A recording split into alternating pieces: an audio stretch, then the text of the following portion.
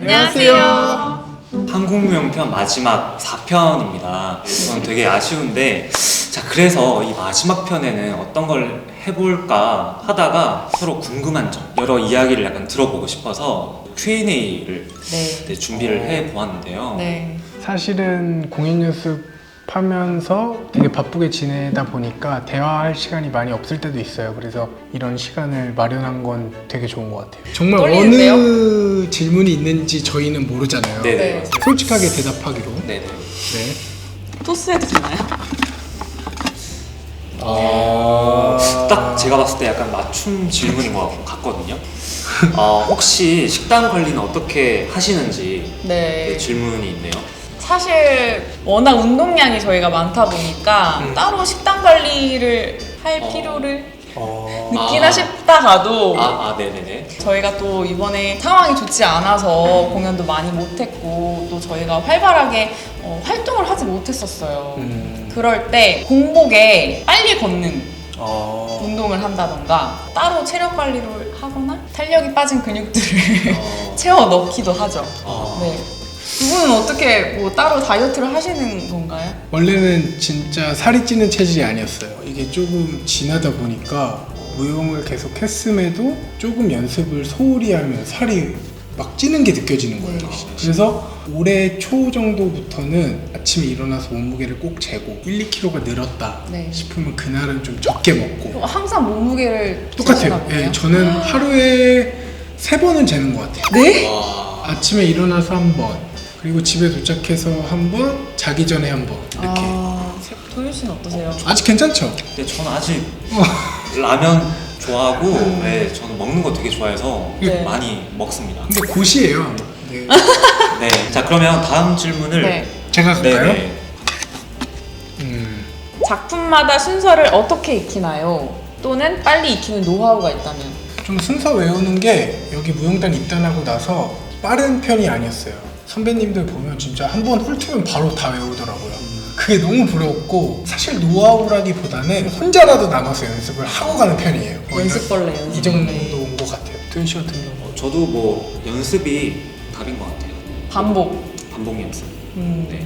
자, 그러면 제가 세 번째 질문을 한번 뽑아볼게요.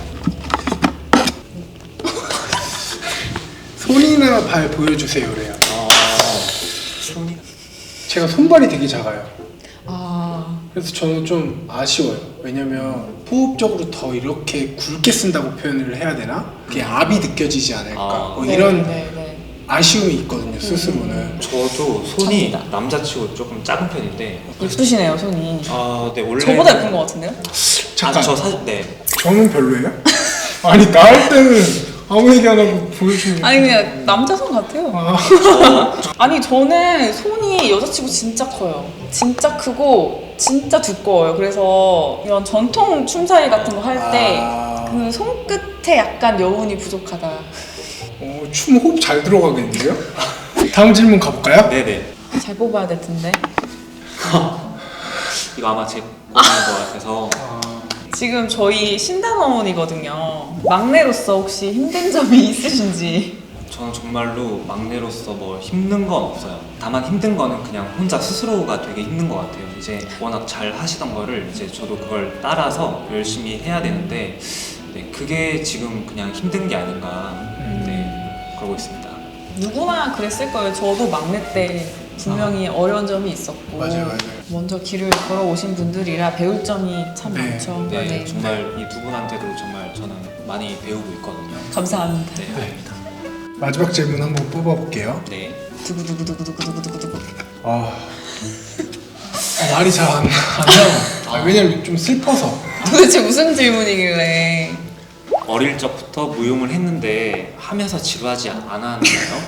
제가 왜 슬프냐면 두 분은 무용을 초등학교, 중학교? 네, 저는 초등학교 때부터. 저도 초등학교. 아, 그때부터 시작을 한 거예요.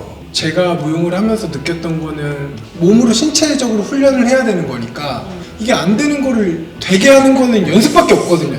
보이지 않는 경쟁도 있는 것 같고 잘하려고 얼마나 노력했을까 싶으면 감정이 좀 차오르는 느낌이 네. 있어요. 그래서 근데 저는 초등학생 때는 너무 좋아했어요. 춤을 진짜 너무 사랑했던 것 같아요. 혼날 때도 있을 거 아니에요. 사랑했기 때문에 뭐 혼나는 거야 뭐 그때뿐. 그런데 이제 어린 시절에는 아무래도 입시라든지 뭐 콩쿨이라든지 상황들이 계속 반복되다 보니까 어떤 목표가 자꾸 생기잖아요. 그래서 그러다 보니 이게 좀 앞만 보고 많이 달려왔던 것 같은데 그냥 아무 대가 바라지 않고 춤을 추고 싶은 생각이 들어요. 되게 춤에 대한 그 순수한 사랑 가득한 그때 네, 그런 모습으로. 네네네. 아니 근데 도윤 씨도 네네. 어린 시절부터 춤을 췄다고 했는데. 네네. 이제 저희 어머니께서 이제 무용을 권유를 하셨었어요. 너무 재밌는 거예요. 그래서 이걸 전공으로 해야겠다 마음 먹고 이제 지금까지 온 것 같습니다. 아, 정말 하면 할수록 한국 고유의 춤을 이제 계승하고 나는 예술가로서 좀 성장을 하고 싶은 그 생각에 뭐 춤을 추려고 하고 네. 있는 것 같습니다. 응원합니다. 아, 저도. 응원합니다. 파이팅 네. 해야죠. 네네. 자, 이렇게 2020년 끝자락쯤에 온 것 같아요. 어떻게 국립무용단 5회 한국무용편 잘 보셨는지 모르겠네요. 내년에도 더 풍성하고 재미있는 컨텐츠로 여러분들 찾아뵙도록 하겠습니다. 많은 기대와 사랑 부탁드리겠습니다. 저희 앞으로 국립무용단 또 많은 공연 계획이 있으니까요. 여러분들 많이 봐주시고 사랑해주시면 감사하겠습니다. 그러면 저희 인사드릴게요. 네. 여러분 감사합니다. 감사합니다.